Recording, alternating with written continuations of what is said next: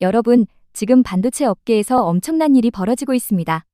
세계 1위 파운드리 기업 TSMC가 미국 트럼프 행정부의 노골적인 압박에 무릎을 꿇었어요. 그런데 이게 왜 우리에게 대박 호재냐고요? 지금부터 제대로 파헤쳐 드리겠습니다.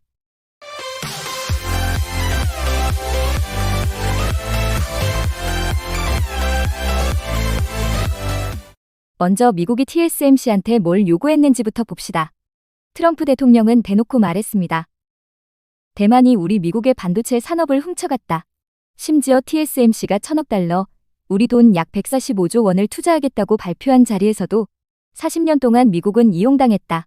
옆에 서 있던 TSMC 회장을 이신사라고 부르면서 디스를 했어요. 러트닉 상무장관은 더 노골적이었죠. TSMC가 미국에 투자한 건 보조금 때문이 아니라 관세 때문 이라면서 관세를 피하고 고통을 겪지 않으려고 온 것 이라고 대놓고 말했습니다. 그리고 무엇보다 충격적인 게 뭔지 아세요? 미국은 대만에게 생산량의 50%를 미국에서 만들라고 압박했습니다. 하워드 러트닉 상무장관이 직접 나서서 대만과 협의해 반도체를 절반씩 생산하는 방안을 제안했다고 밝혔죠. 관세로도 압박했어요. 트럼프는 대만산 반도체의 25%, 50%, 심지어 100% 관세도 부과할 수 있다. 고 협박했습니다. 2023년 TSMC가 전 세계에서 생산한 반도체가 웨이퍼 기준 1,600만 장인데 미국 애리조나 공장 연간 생산량은 고작 50만 장이에요. 생산 비중을 기준으로 관세를 매기면 정말로 100% 관세가 나올 수도 있다는 겁니다. 더 나아가서 미국은 TSMC에게 4천억 달러를 추가 투자하고 망해가는 인텔의 지분 49%를 사서 먹여 살리라고까지 요구했다고 합니다. 이건 거의 강탈 수준이죠. 대만 정부는 어떻게 반응했을까요? 대만 부총리 정리추는 대만은 반도체 생산을 50대 50으로 나누자는 미국 측의 제안에 동의한 적이 없으며 앞으로도 동의하지 않을 것 이라고 강하게 반발했습니다. 국민당 주리룬 주석은 더 직설적이었어요. TSMC를 미국으로 옮기는 것은 대만의 실리콘 방패를 무너뜨리는 것 이라며 아무도 대만을 팔아넘길 수 없다. 목소리를 높였죠. 대만 국민들은 더 화가 났습니다. 안 그래도 TSMC가 공장을 해외에 너무 많이 짓고 미국에서 초미세 공정 반도체를 생산하는 것에 불만이 엄청났는데 이제 아예 모든 걸 내놓으라고 트럼프가 압박하는 상황이 된 거죠. 하지만 결국 TSMC는 무릎을 꿇었습니다. 2025년 3월 1,000억 달러 추가 투자를 발표하면서 미국 역사상 단일 해외 기업 최대 투자를 단행했어요. 기존 650억 달러까지 합치면 총 1,650억 달러, 우리 돈 240조 원입니다. 그런데 재밌는 게 뭔지 아세요? TSMC가 미국에 공장 짓고 운영하는 게 대박 쪽박이라는 거예요. TSMC는 2025년 연례보고서를 통해 미국 애리조나 공장의 순손실이 약 6,252억 원이라고 밝혔습니다. 전년보다 1,475억 원이나 더 늘어난 적자예요. 1998년 문을 연 워싱턴주 카마스 공장은 더 심각합니다. 25년이 지난 지금도 당시 수준의 기술로 반도체를 생산하고 있고 매출은 30%나 급감했어요. TSMC 창업자 모리스 창은 2022년 회고하며 처음에는 혼란 그 자체였다. 카마스 공장 노동자 1,000명의 인건비가 대만보다 50% 더 들었다. 고 실토했습니다. 왜 이런 일이 벌어졌을까요? 첫째, 인력 문제예요. TSMC는 처음에 대만 직원들을 꼼수로 데려다 썼다가 신고당해서 정상화되고 미국인들로 채웠는데 당연히 수율이 나락으로 갔죠.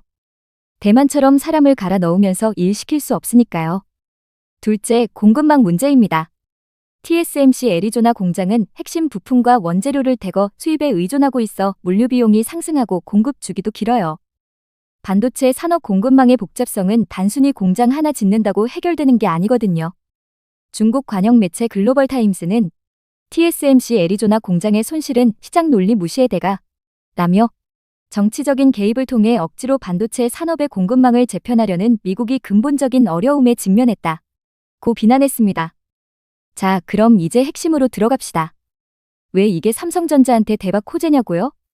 TSMC는 미국에서 최첨단 2나노 공정을 가동하는 게 2028년이에요. 반면에 삼성전자는 텍사스 테일러 공장에서 2026년부터 2나노 생산을 시작합니다. 무려 2년이나 앞서는 거죠. 트럼프가 메이드 인 USA를 외치는 상황에서 미국 빅테크들은 미국산 반도체가 필요해요. 그런데 TSMC는 2028년까지 기다려야 하고 삼성은 2026년부터 공급 가능하다? 이거 완전 삼성한테 준 기회 아닙니까? 2025년 7월 삼성전자가 테슬라와 주요 계약을 체결한 이후 미국에 최대 70억 달러 약 9조 7,200억 원 규모의 첨단 패키징 시설을 건설한다고 발표했습니다. WCCFTCH는 미국에 아직 고급 포장 시설이 없으며 TSMC 같은 주요 시설은 2020년대 말까지 운영된다. 고 보도했어요. 삼성이 비슷한 공장을 세우면 미국에서 경쟁력 있는 위치에 놓이게 되고 대만 거대 기업과는 다른 새로운 지평을 열 수 있다는 거죠. 삼성전자는 이미 테슬라와 165억 달러 약 22조 7천억 원 규모의 파운드리 계약을 맺었어요. 일론 머스크가 직접 전략적 중요성은 아무리 강조해도 지나치지 않다. 고 말했을 정도예요. 애플의 이미지 센서 생산도 삼성이 수주했고요. 이런 빅테크 고객 확보가 삼성 파운드리 실적 개선의 방아쇠로 작용하고 있습니다. TSMC는 대만 정부가 최대 주주 6%인 회사예요. 대만 국민들은 TSMC를 호국 신산 조국을 지키는 신령스러운 산으로 여기고 있어서 해외 진출에 제동이 걸려요. 업계 관계자는 미국 빅테크들이 대만에 칩 생산 기지를 둬야 중국의 침공 시도를 미국이 막아줄 것이란 게 대만의 생각이라고 설명했습니다. 즉, TSMC는 최첨단 기술을 대만에서 먼저 생산하는 전략을 고수할 수밖에 없다는 거죠. 반면 삼성전자는 그런 제약이 없어요. 미국 정부와 한국 정부의 이해관계도 TSMC 대만보다 훨씬 유연하고요. 미국 정부가 반도체와 관련 원자재에 품목별 관세를 부과하면 어떻게 될까요? TSMC 지속가능성 보고서를 보면 지난해 TSMC가 대만에서 구매한 간접 원자재 비율이 65%에 이릅니다. TSMC가 공급망 안전성 강화를 위해 대만의 원자재 조달 비율 확대를 추진 중인 만큼 관세가 부과되면 가격 인상이 불가피해요. 그럼 고객사들은 어디로 갈까요? TSMC와 삼성전자를 제외하면 사실상 대안이 없는데 미국에서 더 빨리, 더 저렴하게 생산할 수 있는 삼성으로 갈 수밖에 없죠. 트렌드포스에 따르면 삼성전자는 2025년 2분기 파운드리 시장 점유율이 7.3%로 전기 대비 0.4% 하락했지만 매출은 전분기 대비 9.2% 증가했습니다. 실적이 개선되고 있다는 거예요. 자체 AP 엑시노스 2500을 탑재한 갤럭시 Z 플립 7 시리즈는 전작 대비 2개월 빨리 국내 판매량 300만 대를 돌파했고요. 삼성전자는 인텔과 파운드리 협력도 타진하고 있어요. 인텔은 패키징 기술에서 강점을 가지고 있고 특히 하이브리드 본딩 기술은 TSMC도 주목하는 수준이에요. 전후공정 통합 파운드리 시장에서 TSMC 35.3%, 인텔 6.5%, 삼성 5.7%인데 삼성과 인텔이 손잡으면 합쳐서 12.2%로 TSMC 견제가 가능해집니다. 2030년 글로벌 첨단 반도체 생산 지형이 어떻게 바뀔까요? 트렌드포스 보고서에 따르면 미국 11%, 22% 2배 증가, 대만 71%, 58% 13% 감소, 한국 12%, 7% 5% 감소. 얼핏 보면 한국도 줄어드는 것처럼 보이지만 이건 전체 시장 파이가 커지면서 상대적 비율이 줄어든 거예요. 절대적인 생산량은 오히려 증가할 수 있습니다. 더 중요한 건 미국 내에서 생산하는 반도체 중에서 삼성의 비중이 급증할 거라는 점이에요.